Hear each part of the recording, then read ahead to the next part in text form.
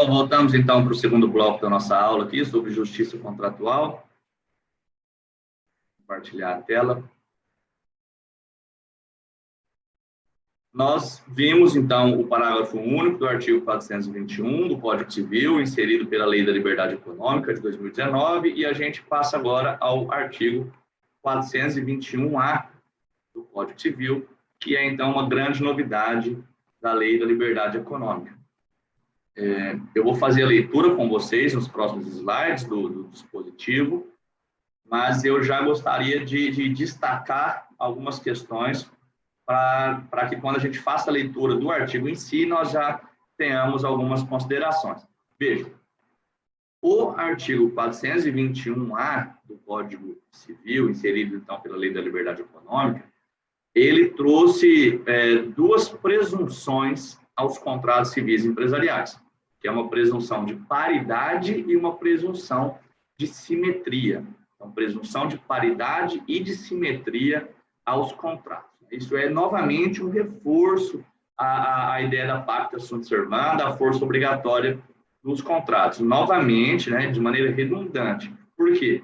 Porque isso já é a lógica do direito civil, né? O direito civil é o direito entre os civis, é o direito das pessoas naturais, das pessoas jurídicas nas relações entre elas. Então, não é o direito que trata do Estado e do cidadão, em que haveria já uma disparidade.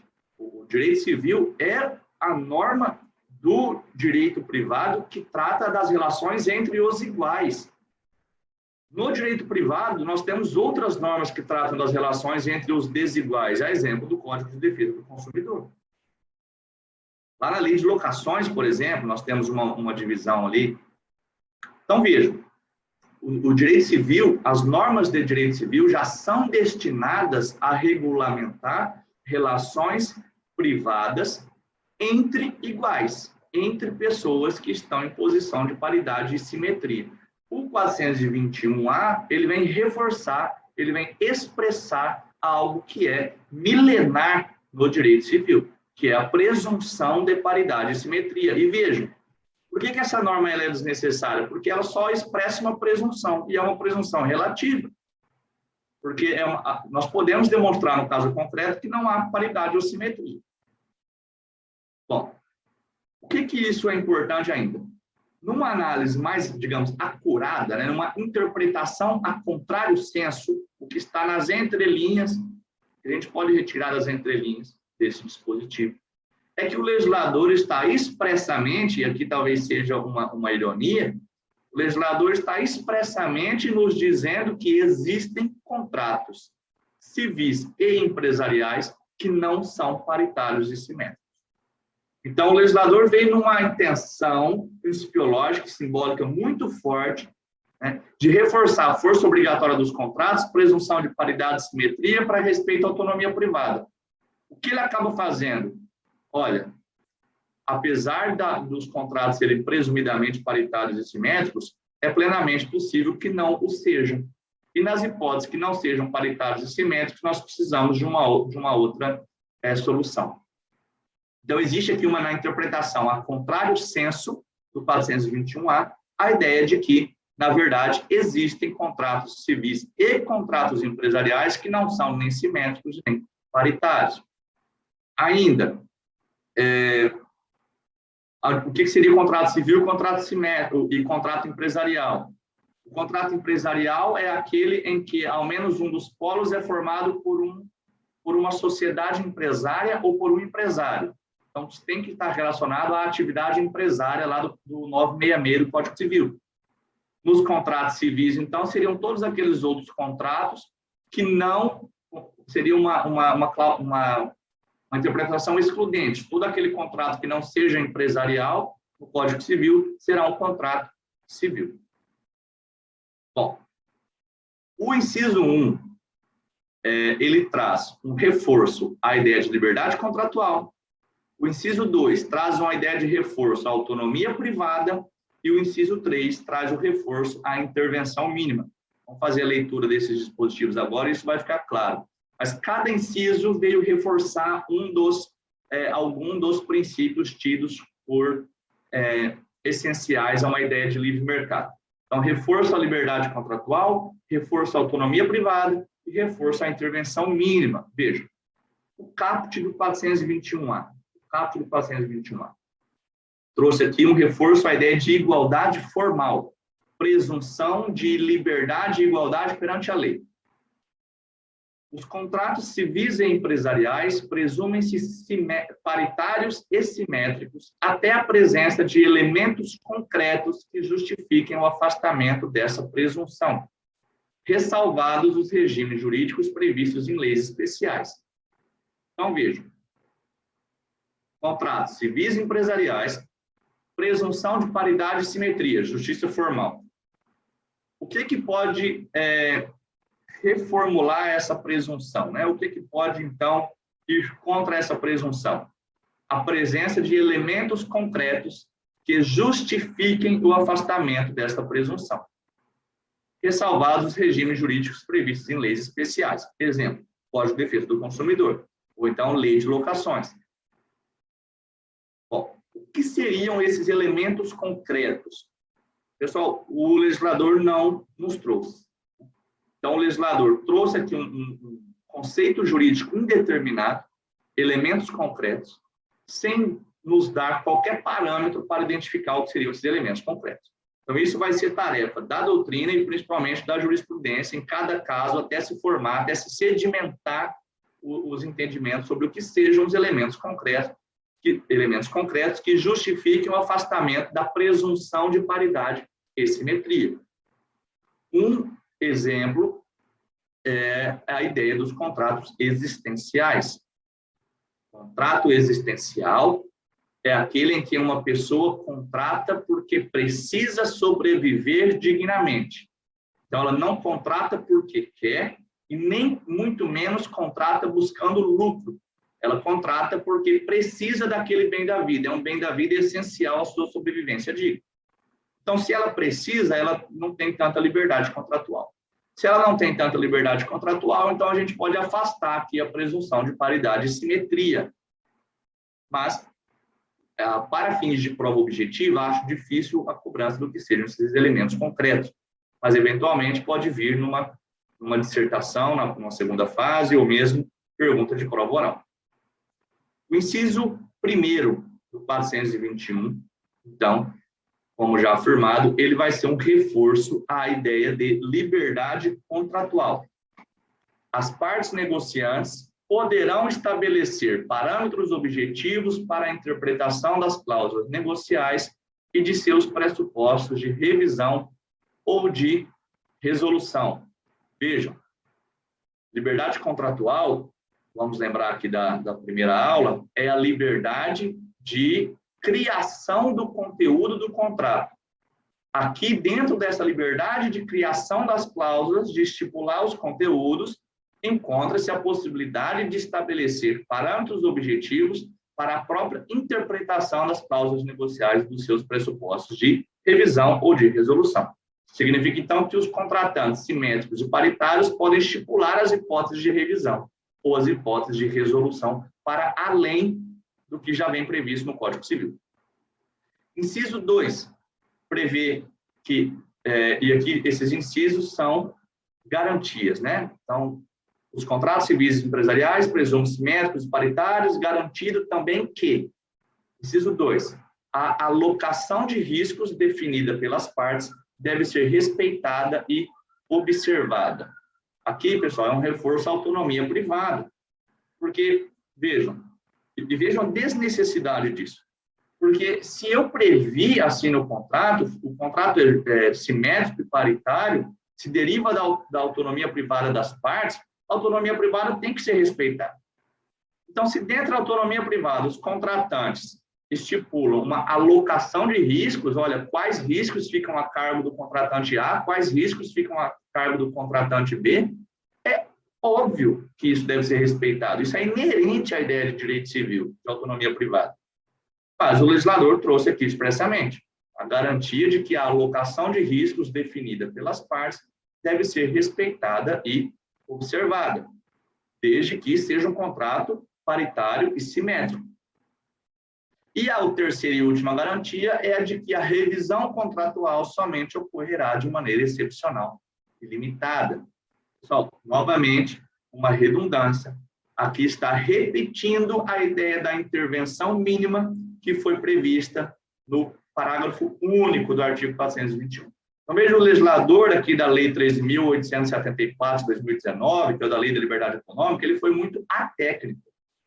Uma ânsia, uma gana de deixar expresso uma proteção, uma garantia de livre mercado, de ausência de revisão judicial, de contenção de revisão judicial, ele acaba tratando algo que não precisa e repetindo algo que não precisa.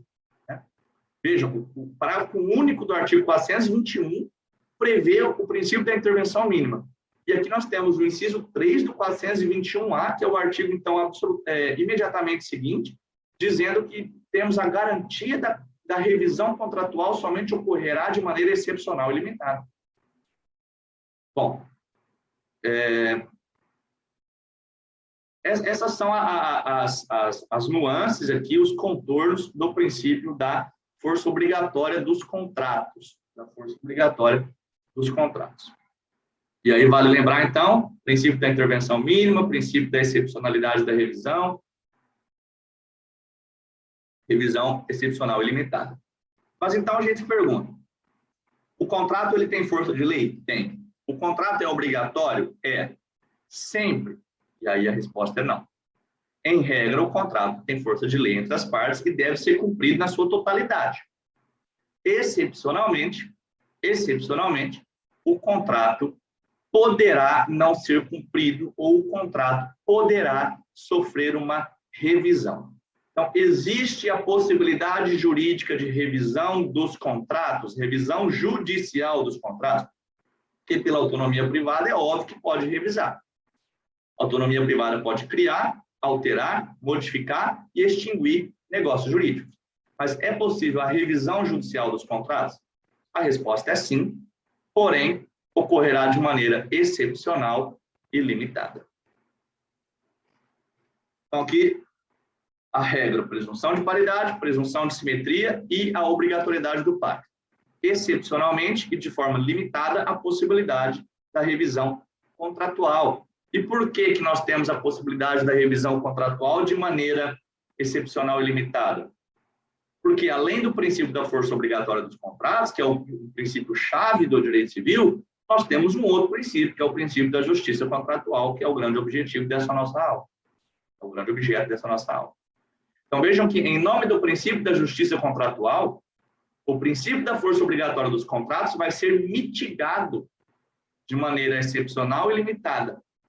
Né? Aquilo que foi pactuado, aquilo que foi acordado pelas partes, poderá não ser cumprido, seja por violar uma norma de ordem pública, seja por violar a ideia de equilíbrio obrigacional, equilíbrio dos contratos, que é um princípio de ordem pública. O princípio da justiça contratual é um princípio de ordem pública. E essa violação à justiça contratual, ao equilíbrio das obrigações, ela pode ter duas consequências. Então, veja, a violação à justiça contratual pode ter duas consequências. Em alguns casos, a anulação do contrato. Em outros casos, a revisão do contrato. Então, pode levar, ora, a anulação, na verdade, três possíveis consequências. A violação à justiça contratual pode ter três possíveis consequências. Anulação, ou resolução, ou então revisão, que é o que nós vamos ver a partir de agora. Nós temos duas modalidades de revisão contratual no Código Civil. A revisão, ela pode se dar ou por vício genético, vício originário do contrato, ou por vício funcional, que é aquele vício que se revela no decorrer do contrato. Então, duas modalidades de revisão, dois fundamentos para a revisão judicial dos contratos. Por vício genético ou por vício funcional.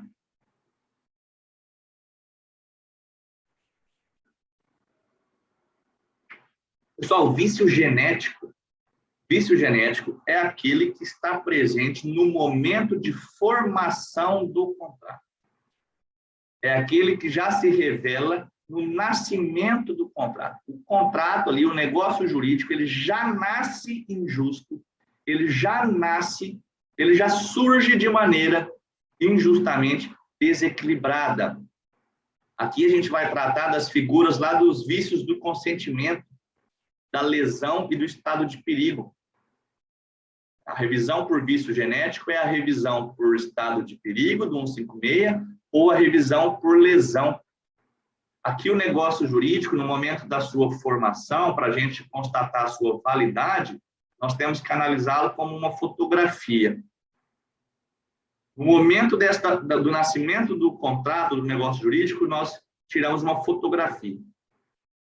Nessa fotografia ali, é uma análise estática do negócio jurídico do contrato. É possível visualizar um desequilíbrio injusto? Não um mero desequilíbrio, mas um desequilíbrio exacerbado, um desequilíbrio injusto?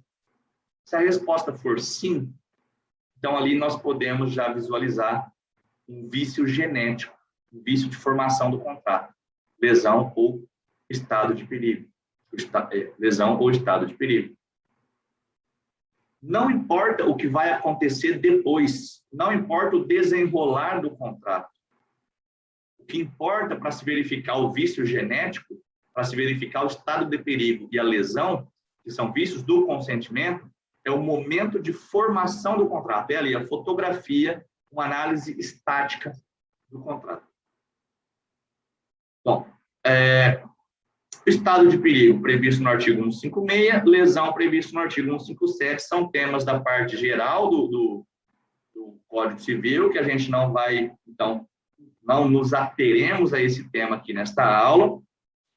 O que é importante para fins dessa aula, em princípio da justiça contratual, é lembrar que esses vícios do consentimento, estado de perigo e lesão, eles podem levar ou à anulação do contrato ou à sua revisão. O artigo 157, parágrafo 2º, que é o que trata da lesão, prevê a possibilidade de revisão. O artigo 156, que trata do estado de perigo, não prevê a possibilidade de revisão. Mas, em nome do princípio da conservação dos negócios jurídicos, doutrina e jurisprudência é pacífico de que há a plena aplicação do parágrafo 2º do artigo 157 ao artigo 156. Isso está no enunciado 148 do CJF. Enunciado 148 da Jornada de Direito Civil do CJF. Então, veja, o vício genético é aquele presente no momento do surgimento, da formação do contrato.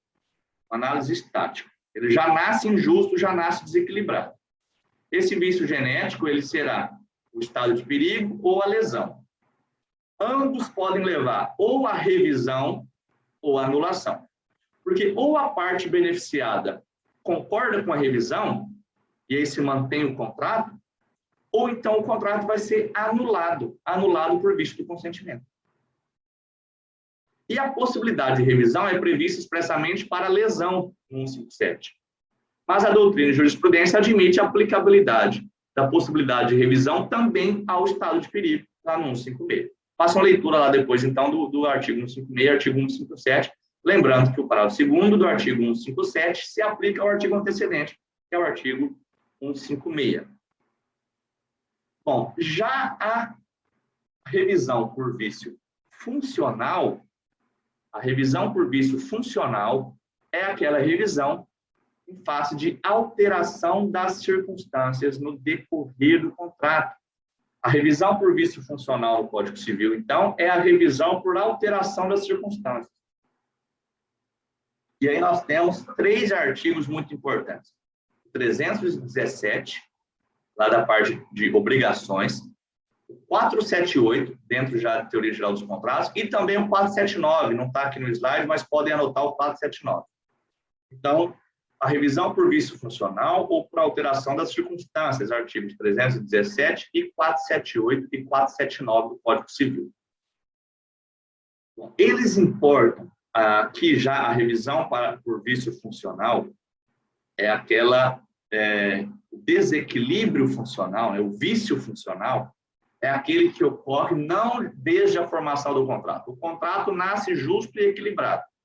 O contrato nasce justo e equilibrado, mas no seu decorrer, ele vai sofrer uma alteração, esse equilíbrio vai sofrer uma alteração por algum motivo imprevisível ou extraordinário.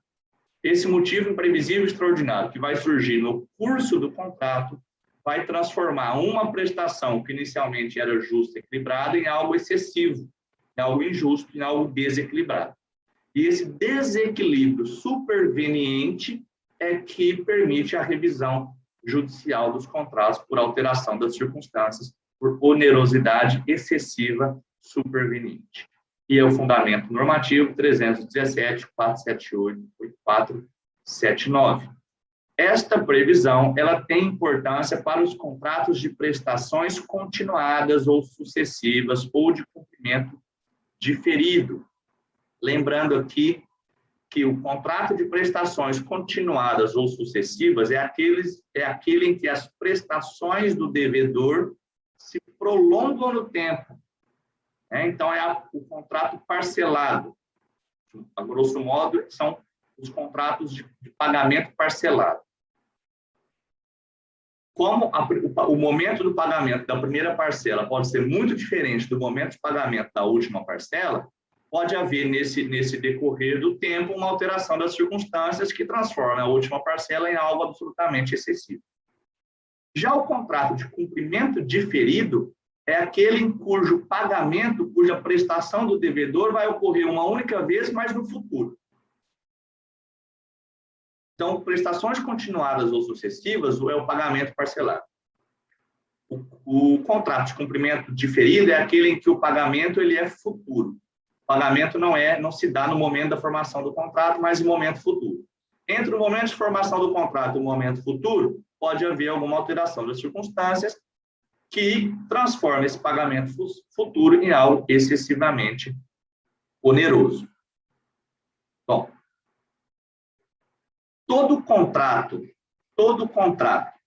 de prestação continuada ou de trato sucessivo ou de pagamento diferido, ele tem uma cláusula implícita, que é a cláusula rebus sic stantibus.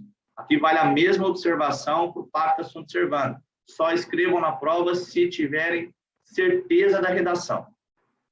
Todo contrato, então, diferido de prestações sucessivas, ele possui uma cláusula implícita, que é a cláusula rebus sic stantibus. Por que essa cláusula, por que ela é implícita? Porque ela está inserida nesse tipo de contrato, independentemente da vontade das partes. E o que ela quer dizer? O que ela significa?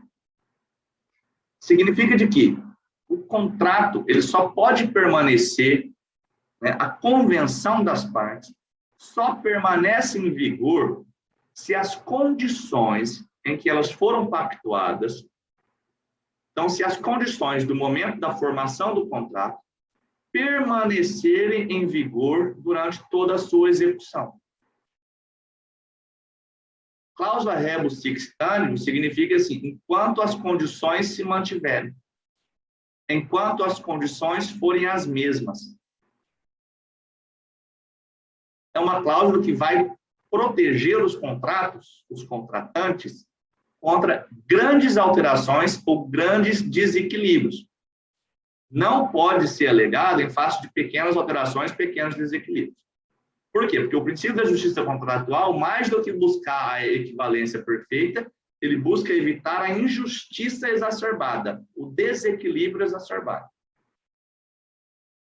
Então, se o contexto da formação do contrato se alterar de maneira drástica em relação, ou melhor, se o contexto da execução do contrato, lá do pagamento, se alterar de maneira drástica em relação ao contexto do momento da sua formação, nós temos aí um acontecimento de algo que causou um desequilíbrio exacerbado.